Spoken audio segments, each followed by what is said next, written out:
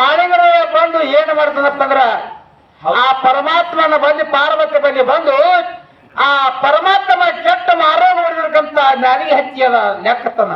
ಹೌದಪ್ಪ, ರೋಗ ಎಲ್ಲ ಮಾರೋಗೆಲ್ಲ ನೆಕ್ಕಿ ಉದ್ಧಾರ ಮಾಡಿಕೊಂಡ ಪರಮಾತ್ಮ ಪಾರ್ವತಿ ಹೊತ್ಕೊಂಡ ತಂದು ಯಾವ ಸಿಡ್ಯಾಣ ಮಠದ ಬಳಿ ಬಂದು ಇಳಿಸಿ, ಹೌದಲ್ಲ, ಗುರು ಶಿಷ್ಯರಿಗೆ ಗುರುವಿನ ಬಗ್ಗೆ ಒಯ್ದು ಯಾವ ಪರಮಾತ್ಮ ಒಯ್ದು ಕುಂಡಿಸಿ ಏನ್ ಮಾಡ್ತಾರ ಮಾಳಿಂಗರ ಏನ್ ಮಾಡ್ತಪ್ಪ ಅಲಗ ಆಡಕ್ ಶುರು ಮಾಡ್ತಾನ.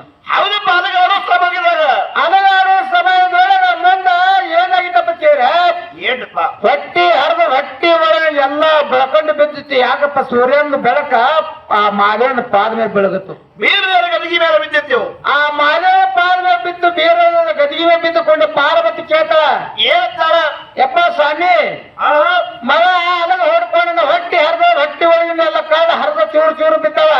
ಹೌದಪ್ಪ, ಆ ಹೊಟ್ಟಿ ಒಳಗೆ ಬೆಳ್ಕೊಂಡು ಬಂದು ನಿನ್ನ ಪಾದ ಮೇಲೆ ಬಿದ್ದವ, ಸೂರ್ಯನ ಕಿರಣ ಬಿದ್ದವ.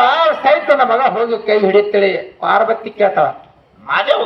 ಮಾದೇವ್ ಅವಾಗ ಓಡಿ ಬಂದ ಮಾದೇವತ್ತನ, ಎಲ್ಲೋ ಮಾಡಪ್ಪ ಮತ್ತಿಗೆ ಮಚ್ಚಿರಿ ಏನು ಬೇಡ್ತಿ ಬೇಡು, ಕೊಡ್ತೀನಿ ತಯಾರಿದೀನು, ಬೇಡಿದ ಕೊಡ್ತೀನಿ ಅಂದ್ಕೊಳ್ಳೆ. ಅವಾಗ ಮಾಳಿಗರೇ ಒಂದು ಮಾತು ಕೇಳ್ತಾನ, ಏನತ್ತಾನ, ಸೂರ್ಯಚಂದ್ರ ಇರೋವರೆಗೆ ನೆಲವನ್ನು ಗಂಗೆ ಹರಿಯವರಿಗೆ ಪಾರವನ್ನು ಪೌರಿ ಇರುವವರೆಗೆ ನೀ ಕೈಲಾಸದಿಂದ ಬಂದು ನನಗೆ ಮುಂಡಸಾಯರ ಮಾಡ್ಬೇಕು ಅಂತ ಹೇಳಿ ವಚನ ತೋಡಾನ. ಅಲ್ಲಿ ಪರಮಾತ್ಮನ ವಚನ ತೋಡ ಪ್ರಕಾರ ಯಾವ ಕೈಲಾಸದಿಂದ ಶಿವಪಾರ್ವತಿ ಧರಣಿಗಿಳಿದು ಆ ಮಾಳಿಗರೇನ ಮುಂಡಸ ಮಾಡ್ತಾರ.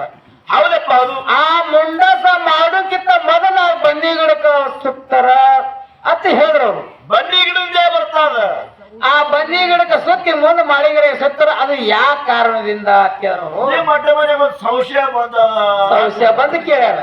ಸಂಶಯ ಬರಬಾರ್ದು, ನಿಮಗ ಸಾವು ಬರಬೇಕು, ಜಟಕ್ಕೆಲ್ಲ ಕೂಟಕ್ಕೆಲ್ಲ ಆಗ್ಬೇಕು. ಅಂದ್ರೆ ಅದಕ್ಕೆ ಹೆಂಗಪ್ಪ ಕೇಳ, ಯಾಕ್ರಪ್ಪ, ಯಾವ ಮಾಳಿಂಗರಾಗ ಇದು ವಚನ ಕೊಡಕ್ಕಿಂತ ಮೊದಲ ಏನು ಮಾಡಿದ, ಹ್ಯಾಂಗಾಗಿತ್ತಪ್ಪ ಅಂದ್ರ ಶಿವಪಾರ್ವತಿ ಸಂಚಾರ ಮಾಡ್ಕೋತ ಎಲ್ಲಿ ಬಂದ್ರಪ್ಪ ಅಂದ್ರ ಏನ್ರಪ್ಪ